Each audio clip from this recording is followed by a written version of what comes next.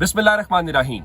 लाखों करोड़ों दुरूदो सलाम मोहम्मद मुस्तफ़ा सल्लल्लाहु अलैहि वसल्लम और आले मोहम्मद पर। मैं हूँ उमर दराज गोंदल। क्या बना जलसे का, क्या अदालत ने किया तौहीन अदालत की दरखास्त के ऊपर, वो खबर बाद में है। खबर एक और बड़ी है। खबर ये है कि इमरान खान के हवाले से, इमरान खान की गिरफ्तारी तो 9 मई को इस्लामाबाद से हो गई थी, लेकिन उनके ऊपर चूंकि केसेस बने हैं और वो केसेस बने हैं जनाब कुछ लाहौर के अंदर, और जो लाहौर वाले केसेस हैं उसमें आप जानते हैं कि इंसदाद दहशतगर्दी अदालत में केसेस चल रहे हैं, जिसमें कोर कमांडर हाउस के ऊपर हमले वाला केस है, अस्करी टावर वाला केस है, फिर थाना शादमान के जलाओ घेराव वाला केस है। अब इन दरखास्तों, इन केसेस के अंदर इमरान खान की अबूरी जमानतों के ऊपर फैसला जो है वो अदालत ने महफूज कर लिया था। अब ये टर्निंग पॉइंट है। देखिए, मैं आपको एक लतीफा सुनाता हूँ। लतीफा ये है कि अगर इमरान खान के खिलाफ 9 मई के केस में प्रोसिक्यूटर अदालत को ये बताएं कि चक्री इंटरचेंज के ऊपर एक सब इंस्पेक्टर घूम रहा था और तहरीक इंसाफ की जो क़यादत है वो चक्री के उस इंटरचेंज के ऊपर साजिश तैयार कर रही थी, और उनको अंदाजा था कि जनाब वो इस सारी चीज के दौरान जो है वो क्या करेंगे कि वो सुन लेंगे। तो इमरान खान के खिलाफ वो जो साजिश है उन्होंने वो साजिश सुन ली, और अब ये अदालत के खिलाफ जो नाकाबिले तरदीद शवाहिद हैं, आप ये कह सकते हैं कि ये उन्होंने अदालत में पेश किए। अब इस सबके बीच में क्या होगा? क्या इमरान खान को सजा हो सकती है, या इमरान खान के हवाले से क्या हो सकता है? मैं आपको ये डेवलपमेंट देना चाहता हूँ। डेवलपमेंट ये है कि इस सारे मामले के अंदर अदालत ने इमरान खान की जमानत की दरखास्तें जो हैं उनके ऊपर फैसला महफूज कर लिया। ये फैसला 9 जुलाई को होगा। मैं आपको एक रिपोर्टर मोहम्मद अशफाक जो दुनिया टीवी कवर करते हैं, मैं उनकी एक लाइन आपको बता देता हूं जिससे आपको अंदाजा हो जाएगा कि कितनी बड़ी खबर है। उनके मुताबिक इमरान खान को एक और रिलीफ मिलने जा रहा है। जब ये डेवलपमेंट होगी तो इससे पता आपको ये चलेगा कि 9 मई के हवाले से हम बातें बहुत सुनते हैं, नाकाबिले तरदीद शवाहिद की बातें भी सुनते हैं, लेकिन देखें ना, अदालत में केस आपने साबित करना है, और अदालत में केस किसने साबित करना था? अब इमरान खान ने तो अपने खिलाफ केस साबित नहीं करना, ये केस जाहिर है हुकूमत ने करना है, और आपने लाहौर के प्रोसिक्यूटर्स तब्दील किए हैं। अगर उसके बावजूद भी आप केस साबित नहीं कर पा रहे तो इसका मतलब क्या? इसका मतलब यह है कि आप इमरान खान को कानूनी महाज के ऊपर भी हरा नहीं पा रहे।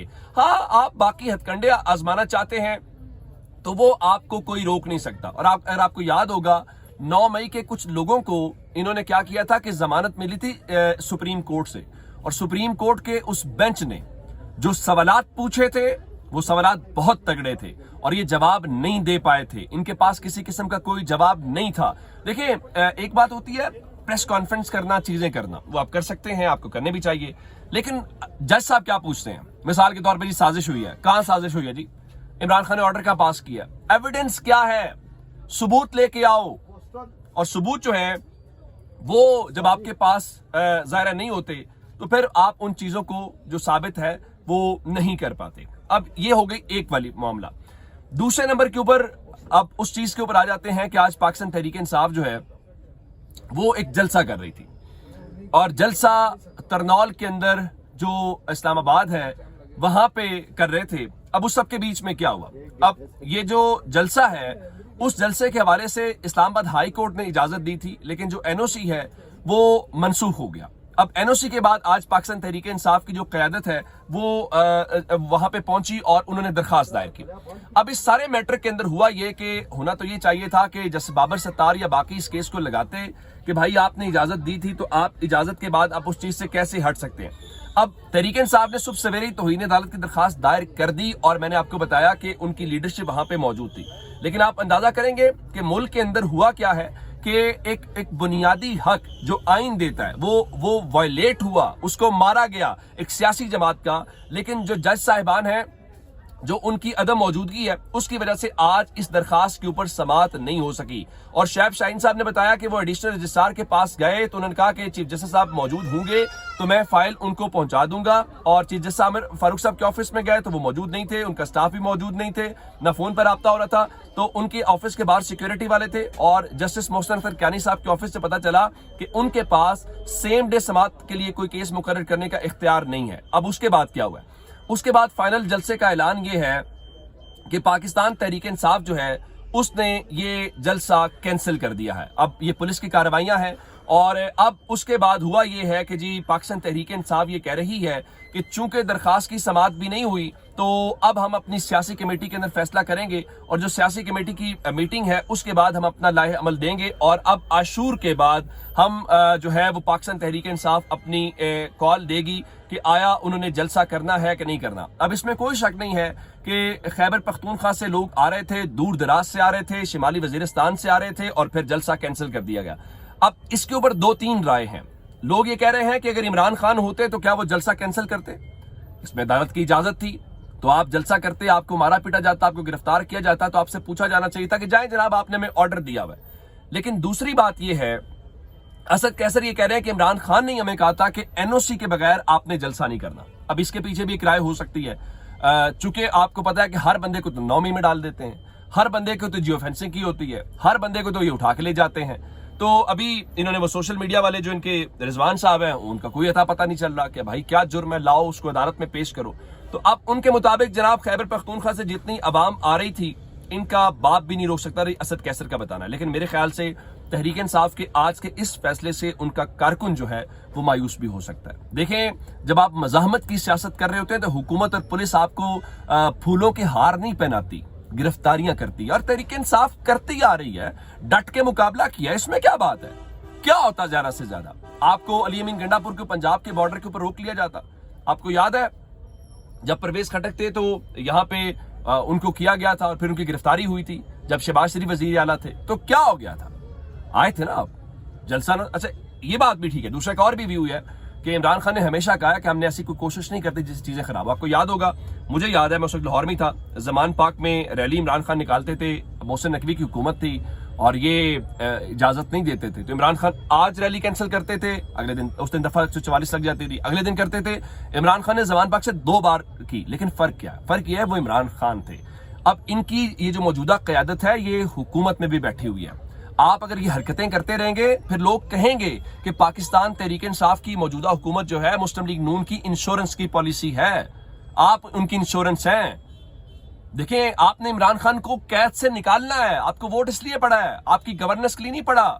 یہ جو نئے نوجوان آئے ہیں اسمبلیوں میں، کون جانتا تھا حلقوں میں، لیکن عمران خان نے ہاتھ رکھا، آج وہ ایم این اے بنے ہوئے، اور یہ ووٹ عمران خان کا، اس میں کوئی شک نہیں ہے۔ عمران خان کا بدترین مخالف، عدالت کہہ رہی ہے او بھائی یہ کوئی آزاد امیدوار نہیں ہے، یہ تحریک انصاف کے نام کے اوپر ووٹ لے کے آئے ہیں۔ اور آپ ایسے میں اگر بھاگیں گے تو سوال آپ سے اٹھیں گے، لوگ آپ کہیں گے کہ آپ سرنڈر کر رہے ہیں۔ میرے خیال سے عمران خان کو بسم اللہ کرنی چاہیے اور آرڈر دینا چاہیے۔ اگر یہ بوجھ یا برداشت یا پریشر نہیں لے سکتے تو آپ ہٹ جائیں، پھر آپ ان لوگوں کو موقع دیں جو یہ کام کر سکتے ہیں۔ اگر آپ جو ہے وہ سخت فیصلے لینے کی صلاحیت نہیں رکھتے تو پھر مان لیجئے کہ آپ عمران خان کو جیل سے نہیں نکلوا پائیں گے، پھر آپ کے بس کی بات نہیں ہے۔ اور ایسی بھی نہیں ہے کہ تحریک انصاف میں وہ لوگ نہیں ہیں، تحریک انصاف میں وہ لوگ ہیں، انہوں نے ثابت کیا، وہ ثابت کرتے آ رہے ہیں، اور آپ بہت سارے معاملات کے اوپر اس طرح چیزوں کو نہیں کر رہے۔ مثال کے طور پر فواد چوری کہہ رہے تھے کہ انہوں نے حسب توقع جلسہ ملتوی، اس کو چھوڑیں۔ تحریک انصاف لیڈرشپ اسلام آباد ہائی کورٹ گئی تو رضوان کی ریکوری کے لیے بھی کیس فائل کریں۔ آخر آپ ان فورس ڈس اپیرنس کے خلاف آرٹیکل 184(3) میں سپریم کورٹ کیوں نہیں جا رہے؟ اظہر مشوانی کے بھائی، شہباز گل کا بھائی، اور اب رضوان سمیت درجنوں لوگ غائب ہیں۔ براہ مہربانی سپریم کورٹ جائیں۔ نہیں، یہ اگر آپ یہ کرتے رہے تو جس حکومت کو آپ انجوائے کر رہے ہیں یہ چلی جائے گی، لوگ آپ کو ووٹ نہیں دیں گے۔ لیکن آپ وہ کریں گے جو لوگ چاہتے ہیں تو کوئی آپ کی حکومت کو برخاست بھی کر دے گا، جس طرح آپ کی حکومت پہلے گرائی گئی، تو لوگ آپ کو ضد میں زبردستی واپس لے کے آ جائیں گے، آپ کو حکومت پھر مل جائے گی۔ لیکن آپ نے وہ نہ کیا جو لوگ چاہتے ہیں تو یہ آپ کے بعد جس حکومت کے اوپر آپ بیٹھے ہیں یہ حکومت بھی جاتی رہے گی۔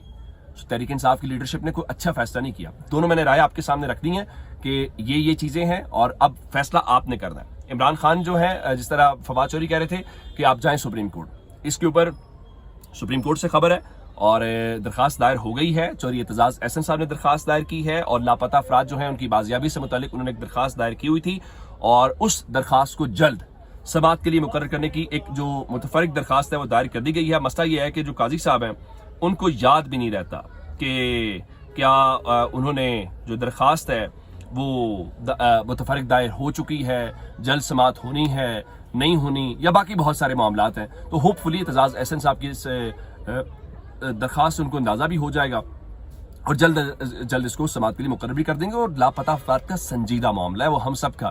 کسی نے کہا تھا کہ اس کا مطلب یہ ہے کہ اگر جب تک کوئی ایک شخص بھی لاپتہ ہے تو وہ لاپتہ نہیں ہے, یہ سمجھیے گا ہم لاپتہ ہیں. اپنا بہت سارا خیال رکھیے گا. خدا حافظ.